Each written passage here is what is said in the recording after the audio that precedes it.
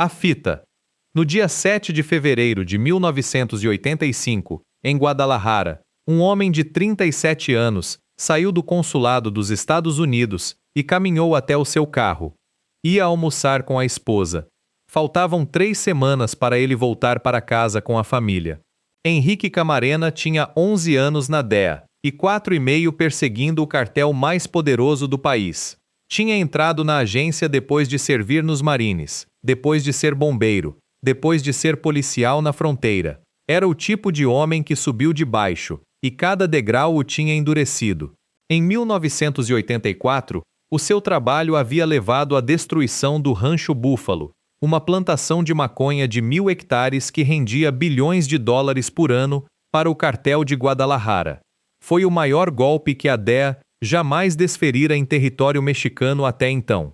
Os líderes do cartel, Rafael Caro Quintero, Miguel Ángel Félix Gallardo, Ernesto Fonseca Carrillo, sabiam exatamente quem tinha dado a dica, e decidiram que ele ia pagar.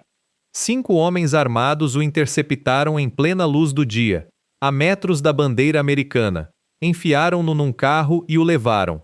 O que não calcularam foi que estavam sequestrando o pior alvo possível.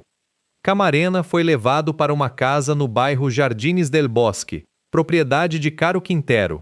O que aconteceu lá dentro durou mais de 30 horas. Quebraram suas costelas, fraturaram seu crânio. O interrogaram sobre cada operação, cada informante, cada grama de informação que a DEA tivesse sobre o cartel. E seus captores gravaram tudo em fitas de áudio. Não por obrigação legal, por vaidade. Era um troféu. Uma prova de que ninguém mexia com o cartel de Guadalajara sem consequências. Não sabiam que estavam fabricando a evidência que os perseguiria por 4 décadas. O corpo de Camarena e o do piloto Alfredo Zavala apareceu no dia 5 de março, um mês depois, embrulhados em plástico numa cova a 100 quilômetros de Guadalajara. Camarena tinha 37 anos. Deixava esposa e 3 filhos. Faltavam 3 semanas para ele voltar para casa. A DEA não chorou. A DEA se mobilizou. Os Estados Unidos lançaram a Operação Lenda, a maior investigação de homicídio da história da agência. A fronteira parou. Cada veículo que cruzava era revistado, um por um. O comércio entre os 2 países paralisou. Era uma mensagem sem palavras. Nos devolvem os responsáveis ou fechamos tudo. O cartel de Guadalajara, que controlava o tráfico de drogas de um continente, se desintegrou sob a pressão combinada de 2 governos. Félix Gallardo foi preso em 1989. Fonseca Carrillo, detido. Caro Quintero foi condenado no México, cumpriu parte da pena, foi solto em 2013 por um tecnicismo judicial que irritou Washington, recapturado por forças mexicanas em julho de 2022 e extraditado aos Estados Unidos em fevereiro de 2025. 40 anos depois do sequestro, sentou diante de um juiz federal em Nova York. Declarou-se inocente.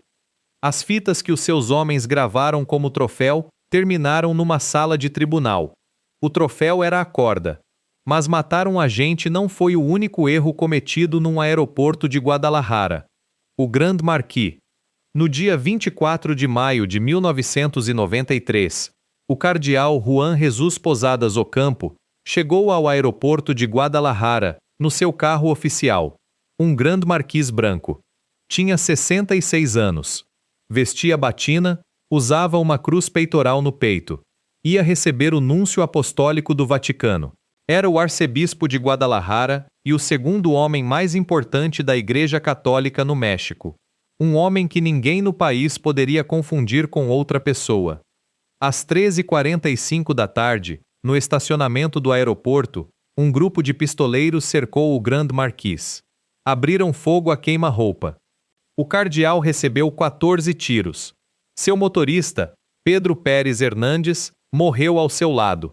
No total, 7 pessoas perderam a vida no tiroteio. A versão oficial do governo chegou naquela mesma noite. O cardeal havia morrido preso num fogo cruzado entre sicários do cartel de Tijuana e o cartel de Sinaloa. Os pistoleiros dos Arellano Félix, disseram, o confundiram com Joaquim Guzmán Loera, El Chapo, que supostamente dirigia um carro parecido. O legista destruiu essa versão em horas. Os resíduos de pólvora na roupa do cardeal indicavam que tinham atirado nele de menos de 1 metro. Não era fogo cruzado. Era um homem parado diante da janela do carro, esvaziando um carregador. E a confusão com El Chapo tinha um problema elementar. El Chapo media 1,68 m, era moreno, tinha 36 anos e bigode. Posadas Ocampo era um velho de cabelos brancos, corpulento, de óculos, vestido com trajes clericais. Ninguém naquele estacionamento poderia confundi-los. Ninguém que tivesse olhos. Depois, surgiram mais rachaduras. Funcionários do aeroporto declararam que os pistoleiros tinham aberto o porta-malas do Grand Marquis após o tiroteio, como se procurassem algo. O avião do Procurador-Geral da República estava estacionado na pista naquele dia, sem nenhuma razão oficial registrada. Testemunhas começaram a desaparecer ou a morrer em circunstâncias obscuras nos meses seguintes. As investigações foram abertas, fechadas, se contradisseram. O que começou como um tiroteio num estacionamento se tornou um buraco negro, do qual o Estado mexicano nunca conseguiu sair limpo. Não importa qual das duas versões é verdadeira. Se foi um erro, foi o erro mais grotesco da história criminal do país. Se foi uma execução deliberada, foi a mais temerária. De qualquer forma, mataram o pior alvo possível. O México católico explodiu. O escândalo cruzou o Atlântico e chegou ao Vaticano. O Congresso dos Estados Unidos abriu audiências. A pressão sobre os cartéis se multiplicou. El Chapo foi preso na Guatemala 16 dias depois. Testemunhas do caso começaram a desaparecer. As investigações foram abertas, fechadas, reabertas. Mais de 30 anos depois, o caso ainda não tem resolução definitiva. A Igreja pede que Posada seja declarado mártir. Ninguém foi condenado pelo seu assassinato. 14 balas num homem que usava uma cruz no peito. E um Grand Marquis branco que o país não vai esquecer. Os cartéis aprenderiam que escolher o alvo errado nem sempre exige um nome importante. Às vezes basta que as vítimas carreguem a nacionalidade errada. Os arbustos. No dia 4 de novembro de 2019, 3 caminhonetes saíram de La Mora, uma comunidade de cerca de 150 pessoas em Bavispe, Sonora, perto da fronteira com os Estados Unidos. Dentro, iam mães e crianças. 17 membros das famílias LeBaron e Langford, descendentes de colonos mormons que viviam há gerações no norte do México. Todos com dupla nacionalidade. Algumas iam a um casamento de família na vizinha colônia LeBaron, em Chihuahua. Outra seguia para o norte, em direção aos Estados Unidos. Uma viagem de rotina por uma estrada de terra que tinham percorrido centenas de vezes. Uma das caminhonetes quebrou e se separou das demais. O motor falhou no meio do nada, num trecho de estrada de terra cercado de caatinga. E então chegaram os pistoleiros. La Línea, braço armado do cartel de Juárez, tinha dado a ordem de atirar em qualquer veículo na área. Estavam em guerra territorial contra o cartel de Sinaloa, pelo corredor de Água Prieta, e no dia anterior mais de 100 homens armados tinham se reunido para planejar a ofensiva. A ordem era clara: atirar em tudo que se movesse. Civis, policiais, quem fosse. As 3 caminhonetes foram emboscadas em 2 pontos distintos da estrada. Os sicários abriram fogo contra veículos lotados de mulheres e crianças. Uma das mães tentou sair do carro e mostrar que eram civis. Não adiantou nada. Incendiaram pelo menos um dos carros com os passageiros dentro. Quando terminaram, 9 pessoas estavam mortas. 3 mães e 6 menores, incluindo gêmeos de 8 meses. Mais 5 crianças ficaram feridas à bala. 8 sobreviveram. Um deles tinha 13 anos. Ferido, escondeu seus irmãos mais novos entre os arbustos do deserto e caminhou sozinho 23 quilômetros, até encontrar ajuda.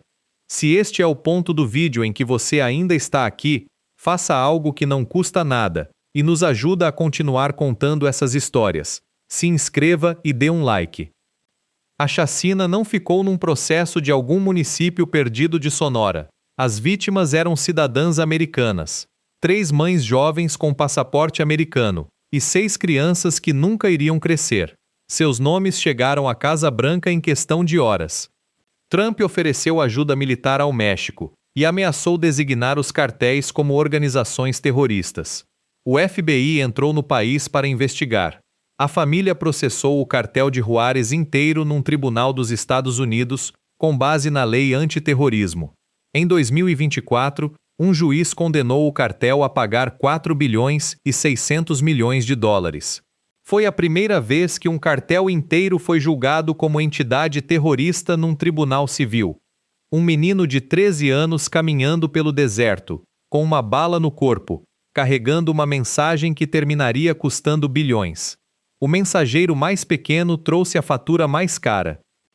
Mas há uma forma ainda mais direta de escolher o alvo errado: atirar nele na sua própria cidade, na sua própria avenida, e errar. O tweet. Às 6h30 da manhã do dia 26 de junho de 2020, um comboio blindado avançava pelo Paseo de la Reforma, em Lomas de Chapultepec, um dos bairros mais exclusivos da cidade do México. Dentro ia Omar Garcia Harfuch, secretário de Segurança Pública da capital, um dos funcionários mais jovens e agressivos da história recente do combate ao crime organizado no país. Tinha uma lista longa de operações bem-sucedidas contra o narcotráfico, e uma lista ainda mais longa de ameaças de morte. Pelo menos 12 sicários o esperavam na esquina com Monte Blanco. Abriram fogo com fuzis de assalto, rifles Barrett calibre .50 e granadas. O ataque durou minutos. 2 de seus seguranças e uma mulher que passava de carro a caminho do trabalho morreram. Garcia Harfuch recebeu 3 tiros e múltiplos estilhaços. Era uma operação do cartel Jalisco Nueva Generación, orquestrada de Puerto Vallarta por Julio César Montero Pinzón, conhecido como El Tarjetas, homem próximo a Nemésio Oseguera Cervantes, El Mencho, líder do CJNG. O executor em campo foi José Armando Brisenho, El Vaca, que tinha viajado à capital para coordenar a emboscada. Tinham mobilizado sicários, conseguido veículos, alugado casas francas. Contaram inclusive com o apoio de organizações criminosas locais.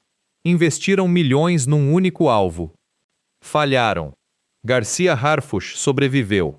E 3 horas depois do atentado, da sua cama de hospital, com 3 balas no corpo e as mãos cheias de ataduras, publicou um tweet. Nomeou o CJNG como responsável. Chamou o ataque de covarde. E disse que continuaria trabalhando. 19 sicários foram presos em questão de horas. El Vaca tentou subornar os policiais que o detiveram com 50 mil pesos. Mandaram ele calar a boca. Ameaçou que era líder do Chotend e que ia matá-los. Colocaram-no na viatura do mesmo jeito. Garcia Harfuch voltou ao cargo após 2 cirurgias. Continuou perseguindo o CJNG, como se as balas nunca tivessem existido.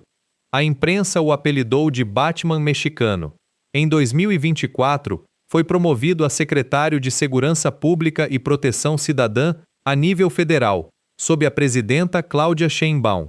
O homem que o CJNG tentou matar para mandar um recado, passou a comandar a guerra contra eles do posto mais alto do aparato de segurança do país. Em fevereiro de 2026, a operação militar que terminou com a morte de El Mencho foi coordenada sob seu comando. O alvo que não conseguiram matar assinou a ordem que eliminou o homem que o havia mandado matar. 3 balas no corpo e um dedo no celular, escrevendo um nome. 6 anos depois, esse dedo autorizou a operação final. Mas o CJNG já tinha experiência em escolher o pior alvo possível. Anos antes, tinha cometido um erro ainda mais temerário: o foguete. Antes do amanhecer do dia 1º de maio de 2015, um comboio de caminhonetes do CJNG avançava com os faróis apagados pelas estradas de terra de Vila Purificación, Jalisco. Lá em cima, 4 helicópteros da Força Aérea e da Polícia Federal rastreavam a área. Era uma operação de captura. O alvo era El Mencho, que tinha sido localizado nas cercanias de Tonaya.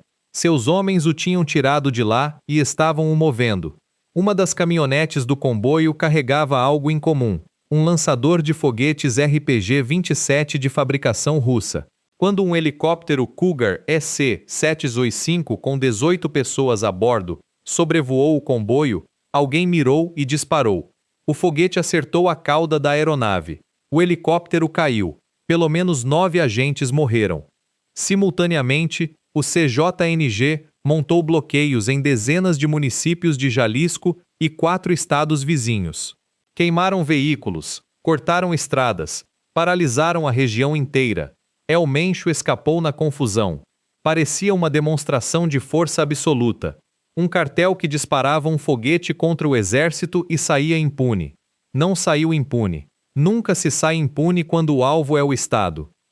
Naquele mesmo dia, o governo inaugurou a Operação Jalisco, uma ofensiva militar coordenada entre o Exército, a Polícia Federal, a Procuradoria-Geral e o Centro de Inteligência Nacional. El Mencho deixou de ser um capo regional para se tornar o fugitivo mais procurado do hemisfério ocidental. Os Estados Unidos colocaram uma recompensa de 15 milhões de dólares pela sua cabeça. Cada agência de inteligência dos 2 países começou a procurá-lo.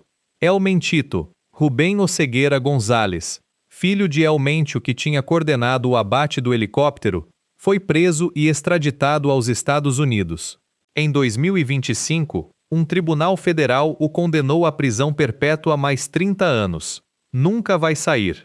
E El Mencho, o homem que escapara naquela madrugada de maio, enquanto seu foguete derrubava um helicóptero, passou uma década fugindo. Movia-se entre casas francas nas montanhas de Jalisco. Evitava telefones. Mal aparecia em fotografias. Tornou-se um fantasma com 15 milhões de dólares pela cabeça. Mas a inteligência americana e mexicana não parou de procurá-lo. O rastrearam por meio de uma de suas parceiras sentimentais, seguindo um associado de confiança até uma cabana isolada em Tapalpa, nas montanhas de Jalisco. No dia 22 de fevereiro de 2026, forças especiais do Exército Mexicano, apoiadas por 6 helicópteros da Força Aérea e aeronaves Texan de apoio, fecharam o cerco sobre a posição. Seus guarda-costas abriram fogo. Na perseguição pelo bosque, El Mencho foi ferido. Colocaram-no num helicóptero militar para transportá-lo à cidade do México. Morreu no ar. Tinha 59 anos. O homem que derrubou um helicóptero militar em 2015 morreu dentro de outro em 2026. O céu que desafiou foi o mesmo céu que o levou.